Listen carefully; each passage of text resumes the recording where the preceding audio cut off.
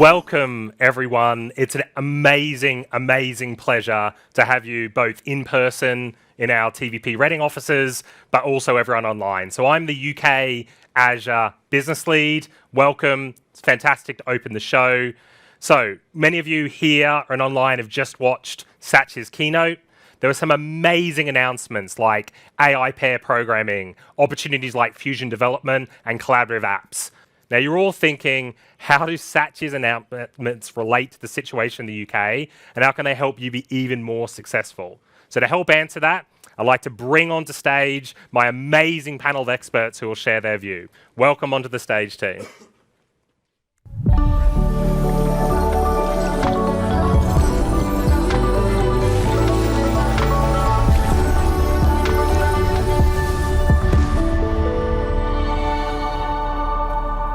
So Satya talked about a whole bunch of different items, 10 different things, 5 different themes. I'm going to ask my amazing panel to introduce themselves. They're experts in each of the areas. Sophie, why don't you go first and we'll go down the line. Thanks, Michael. I'm Sophie Gray. I'm the Director of Data and AI within Microsoft UK. Angela Lincoln, Modern Work Customer Success Manager. Marisol Mantilla, Power Platform Global Black Belt. I'm David Okiade, Azure MVP Cloud Security Consultant, and also author of 2 books on Azure security.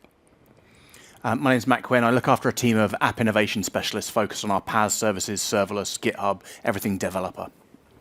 I mean, this is an expert panel. We've got authors of books, we've got experts in security and Power Platform and data and everything that we want to talk about today. So you really have the experts bringing you together to think about what Satya was talking about. So fantastic. Now, David, security underlies all of that. I felt like there was a security thread that sat into all of the breakouts, but I'd love to hear what your top of mind was from Satya's keynote. Yeah, and one thing about great security innovations is that they have to be both effective and they have to be usable.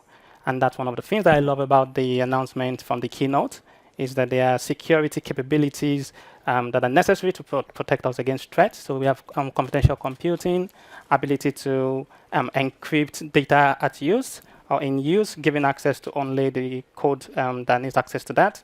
But there's also the thread around usable security, where you have just a secure dev environment delivered to developers with just a few clicks. They can get access to either their GitHub code spaces or the newly announced Azure Microsoft DevBox, which gives them access to this isolated environment. They get access to all the favorite security tooling that they're used to using from anywhere in the world.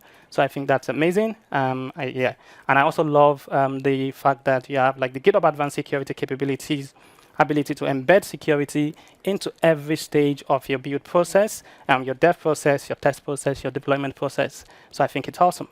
Yeah. Fantastic, David. So Matt, good. That's probably a question for you. Sorry, David, I skipped security. Let me come back to you, David. Further thoughts from a security perspective, because that I think underlies a lot of this platform as well. Yeah, sure. So in a DevOps world where we're developing more applications at faster pace, the only way for security to work if it's embedded into every stage of the development lifecycle. So one of the things that I like is that we're beginning to see tooling that's built for developers that are security focused. So you have GitHub Advanced Security, again, ability to do like your secret assessment, your code scanning, your supply chain security, right? Check your dependencies at any phase of the lifecycle.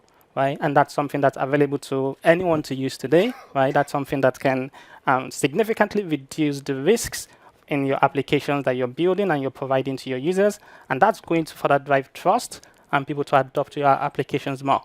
So that's part of like one of the key things that I'm taking away from this is sort of like you're beginning to see that wider acceptance that security has to be part of the normal workflow for development. Is there another book in the works then? Is it? Because I see some of this is evolution, but I do see there being a big shift. And I think Satya talked about it later on. It was talked about in some of the follow-ups around moving to be proactive, not just reacting to a breach, but getting ahead of it along the game. Reactive security simply cannot work when you're doing hundreds of deployment a month. Right? It's got to be proactive. It's got to be part of a normal process. It's got to be normalized as part of every DevOps activity. Fantastic, thank you. Matt, coming to you now. Fantastic. Well, thank you, Matt. Thank you, all of my panelists. I'm excited, jazzed, enthusiastic, become a citizen developer, use the data platform. I mean, if I think about my superlative, how I describe it, it's absolutely energized. I'm a tech optimist. I'm optimistic about it. And so it's been a fantastic panel, great insights across our experts, and a really great start to the day. But we still have an amazing lineup to come. And you can see a set of resources across our skilling journeys, the breakouts we're running today, the themes that we've connected, connection zones for deeper dive discussions, and a cloud skills challenge running absolutely up and down throughout the day. So thanks again. It's been an amazing panel. And I'll go back to Kate.